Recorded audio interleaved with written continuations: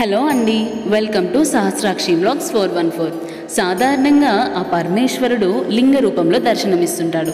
కానీ ఈ పుణ్యక్షేత్రంలో అమ్మవారు లింగ రూపంలో కూడా దర్శనమిస్తుంది. ఆ పుణ్యక్షేత్రం ఎక్కడుందో మీకు తెలుసా? పోనీ ఎప్పుడైనా చూసారా? మనం ఈ వీడియోలో తెలుసుకుందాం రండి.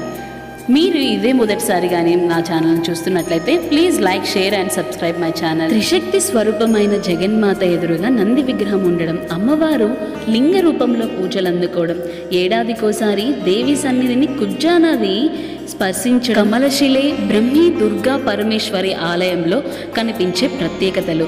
వందల ఏళ్ల చరిత్ర కలిగిన ఈ క్షేత్రాన్ని దర్శించుకుంటే సకల శుభాలు కలుగుతాయని భక్తుల విశ్వాసం. చుట్టూ పచ్చని చెట్లు, ఎత్తైన కొండల నడుమున కుబ్జా నది సమీపాన కనిపిస్తుంది కమలశిలే బ్రహ్మణి దుర్గా పరమేశ్వరి క్షేత్రం. కమలశిలే అంటే శిల కమల రూపంలో ఉందని అర్థం. కర్ణాటక ఉడిపి జిల్లా కుందాపూర్ నుంచి 35 కిలోమీటర్ల దూరంలో కమలశిలే అనే ప్రాంతంలో ఉండే ఈ ఆలయంలో అమ్మవారు దుర్గా, లక్ష్మి, సరస్వతి అవతారాలు సమేత దుర్గా పరమేశ్వరిగా సాక్షాత్కరిస్తుంది. లింగారూపంలో పూజలు అందుకోవడం విశేషం. అందుకు నిదర్శనంగా అమ్మవారి సన్నిధానం ఎదురుగా నంది విగ్రహాన్ని చూడొచ్చు.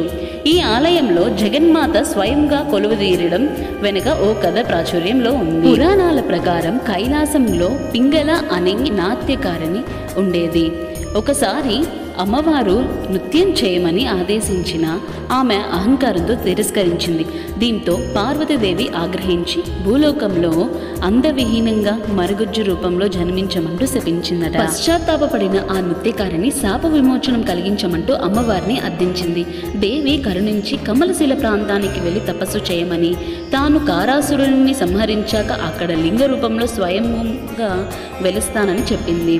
అలా పింగళ భూలోకంలో కుబుజగా జన్మించి అమ్మవారి అనుగ్రహం కోసం తపస్సు చేయడం ఆరంభించింది. కొన్నాళ్లకు మాట ఇచ్చినట్లుగానే కారాసుడిని వధించాక ఈ ప్రాంతానికి వచ్చి కుబ్జను అనుగ్రహించేది మహాశక్తి. అంతేకాదు, మధురకు వెళ్ళి కృష్ణుణ్ణి పూజించాక శాప విమోచనం కలుగుతుందని చెప్పడంతో కుబ్జ అక్కడకు వెళ్ళి స్వామిని పూజించి పూర్వ రూపాన్ని పొందిందని ప్రతీక. ఇక్కడ అమ్మవారికి సలాం పూజ చేయడం ప్రత్యేకం. ప్రశాంతమైన వాతావరణంలో ద్రవిడ కాలం నాటి నిర్మాణ శైలితో అబ్బురపరుస్తుంది ఈ ఆలయం.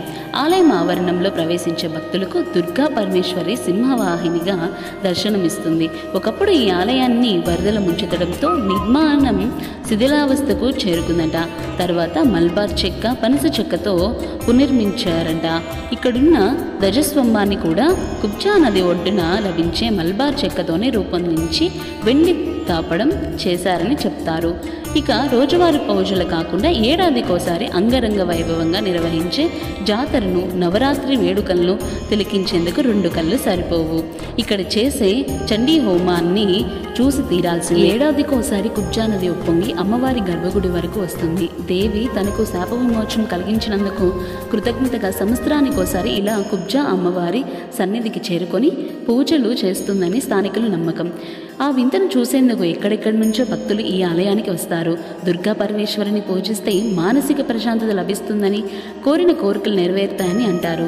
అమ్మ దర్శనం తర్వాత స్థానికంగా ఉండే కమలశిలే గుహను దర్శించుకోవచ్చు. ఈ గుహలోనే ఎంతో మంది మహర్షులు తపస్సు చేశారని ప్రతిది.